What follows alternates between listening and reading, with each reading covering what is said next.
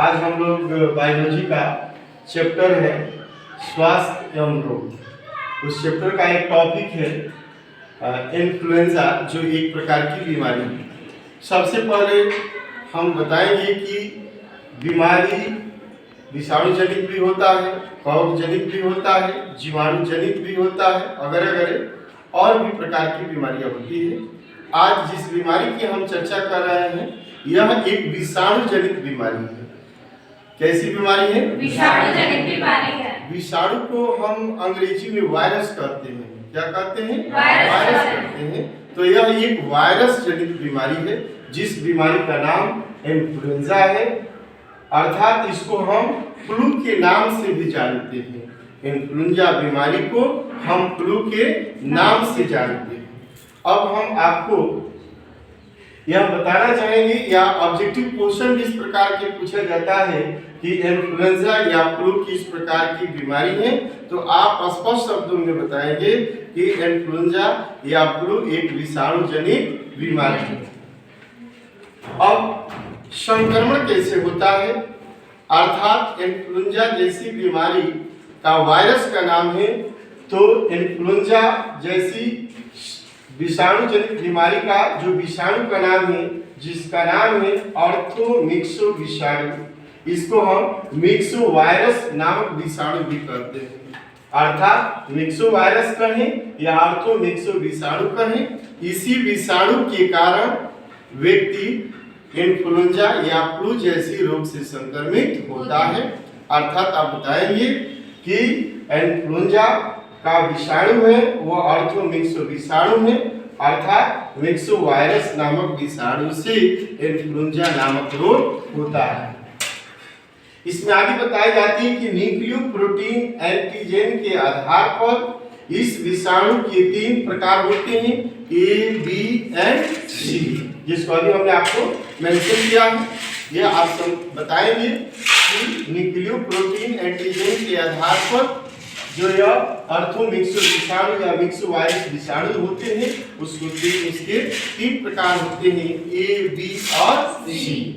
अब हम बताएंगे कि इन्फ्लुएंजा जैसी बीमारी का संक्रमण कैसे होता है। तो जैसा कि बताएगा कि जो रोगी या जो व्यक्ति ऑर्थोमिक्सो विषाणु या मिक्सो वायरस जैसे विषाणु से संक्रमित होता है, यदि वह व्यक्ति संक्रमित होता है तब वह खांसता है या छींकता है, तो खांसते और छींकते समय छोटे छोटे बिंदु पर, जिसको ड्रॉपलेट्स कहते हैं, वह ड्रॉपलेट्स जैसे वो छींकता है तो वायु में प्रवेश कर जाते हैं और मुक्त वायु में प्रवेश करने के बाद फिर हमारे श्वसन मार्ग से फेफड़े में आता है और उसकी वृद्धि करने लगता है, जिससे हमारा फेफड़ा काफी संक्रमित हो जाता है। अर्थात कहने का मतलब कि इन्फ्लुएंजा जैसे बीमारी में संक्रमित व्यक्ति की जो वायरस होते हैं और वह वायरस संक्रमित जो व्यक्ति होता है जब छींकता है या खांसता है तो छींकने और खांसने के दौरान जो उसके ड्रॉपलेट निकलते हैं वह मुक्त रूप से हवा में प्रवेश कर जाते हैं, और जब स्वस्थ व्यक्ति वह हवा के माध्यम से अर्थात श्वसन के माध्यम से जो अपने शरीर में क्या करता है, श्वसन में क्या करता है, माने सांस के माध्यम से सब लेता है तो उसके शरीर में प्रवेश कर जाते हैं, जिसमें बताया गया है कि इसका शुरुआती दौर में श्वसन नाल में ऊपर से प्रारंभ होकर नीचे की ओर बढ़ने लगता है और व्यक्ति का जो फेफड़ा होता है उसमें काफी वृद्धि कर जाती है। ओके, अब इस इन्फ्लुएंजा बीमारी का लक्षण क्या है, सिम्टम क्या है, तो सिम्टम अर्थात इसके लक्षण के बारे में हमने बताया है कि जो व्यक्ति इन्फ्लुएंजा जैसे रोग से संक्रमित होता है उस व्यक्ति को ठंड लगता है, अर्थात वह ठंड महसूस करता है, जिसको सामान्य भाषा में आप कहते हैं कि सिहरना, अर्थात ठंड जैसे लगता है तो कंपकपी शुरू होती है, उस तरह का लक्षण इसमें मिलता है जो रोगी जो व्यक्ति इन्फ्लुएंजा जैसे विषाणु से संक्रमित होते हैं। इसके बाद व्यक्ति को बुखार होती है। बुखार में यह भी बताई गई है कि 101 101 डिग्री फ़ारेनहाइट से 104 डिग्री फ़ारेनहाइट तक उसको बुखार रहता है। रोगी को तेज बुखार भी रहता है। इसको हमने बताया है। रोगी को सिर दर्द की शिकायत भी रहती है। जो व्यक्ति फ्लू या इन्फ्लुएंजा से संक्रमित होता है उसको सिर दर्द की शिकायत रहती है, बार बार छींके आती है, व्यक्ति खांसता भी है और पेशीय दर्द अर्थात रोगी के पूरे शरीर में दर्द भी रहता है। यह इसकी समान सिम्टम से लक्षण है किसके? इन्फ्लुएंजा या फ्लू जैसी बीमारी का। जो व्यक्ति इन्फ्लुएंजा या फ्लू जैसी बीमारी से संक्रमित होता है उस व्यक्ति का आप लक्षण पहचान सकते हैं कि उस व्यक्ति को ठंड के साथ बुखारें आती है। दूसरी, शरीर काफी गर्म रहता है जिसको तीव्र ज्वर कहते हो। यहाँ तक कि बताया गया है कि जो व्यक्ति फ्लू से संक्रमित होता है उस रोगी को 101 डिग्री फ़ारेनहाइट से 104 डिग्री फ़ारेनहाइट के बीच बुखार आता है। अगला है, उस व्यक्ति को छींक आती है और नाकों से पानी बहता है। नाकों से काफी पानी बहता है। किसका? फ्लू जैसे रोग से संक्रमित व्यक्ति का। और पूरे शरीर में सिर दर्द रहता है। आइए अब हम चर्चा करेंगे कि इसका प्रिवेंशन क्या, इसका ट्रीटमेंट क्या, इसका इलाज क्या है। तो जो व्यक्ति इन्फ्लुएंजा या फ्लू जैसी बीमारी से संक्रमित होता है उस बीमारी को रोकने के लिए सबसे पहले रोगी का जो प्रतिरोधक क्षमता होता है अर्थात इम्यूनिटी पावर होता है उस इम्यूनिटी पावर को बढ़ाना चाहिए। और प्रश्न आप ये पूछेंगे कि सर उस व्यक्ति की इम्यूनिटी पावर को कैसे बढ़ाया जाए? तो इम्यूनिटी पावर को बढ़ाने के लिए हमने 2-3 दवाएं और इंजेक्शन के बारे में भी चर्चा किया है, जिसमें एक चीज बताया था कि पेनिसिलिन और स्टेप्टोपेनिसिलिन और वाइग्लोब्यूलिन जैसे दवाओं का यदि हम इस्तेमाल करते हैं, प्रयोग करते हैं तो उस रोगी का इम्यूनिटी पावर अर्थात प्रतिरोधक क्षमता को हम बढ़ा सकते हैं। राइट। सेकेंड थिंग है कि रोगी के द्वारा इस्तेमाल किया गया तौलिया, कपड़े अगर बहुत ऐसी वस्तुएं जो रोगी इस्तेमाल करता है अपने डेली लाइफ में, ऐसी वस्तुओं को हम उबलते हुए पानी में धोना चाहिए, उसको साफ सफाई करना चाहिए।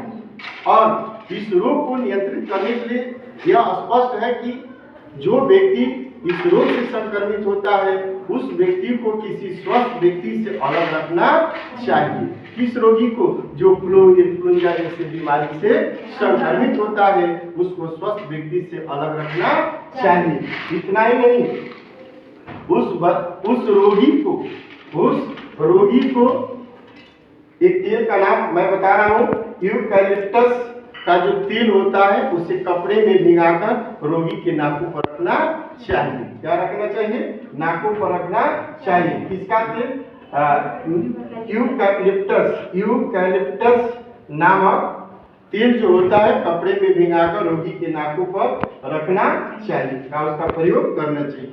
इसके सिवा इस बीमारी से बचने के लिए रोगी को जब काफी तीव्र ज्वर होता है, बुखार होता है तो कपड़े भिगोकर उसके शरीर को पोंछना चाहिए।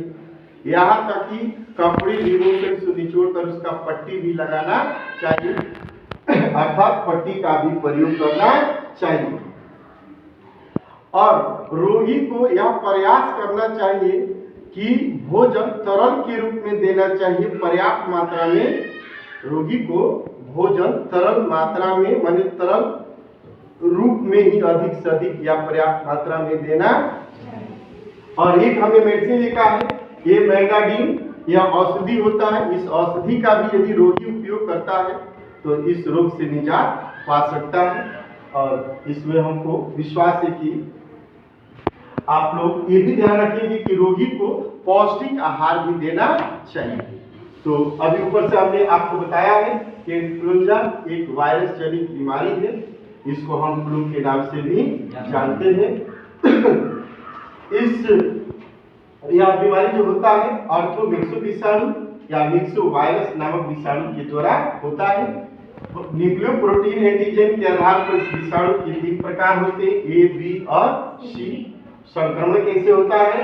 तो समाज में इसका संक्रमण जो रोग से संक्रमित होता है, जब व्यक्ति खांसता है या छींकता है तो उसके ड्रॉपलेट हवा में मुक्त रूप से फैलते हैं और स्वस्थ व्यक्ति फिर श्वसन के माध्यम से जब लेता है तो उसके फेफड़े में प्रवेश करते हैं। सबसे पहले यह ऊपर से प्रारंभ होकर नीचे की ओर बढ़ता जाता है।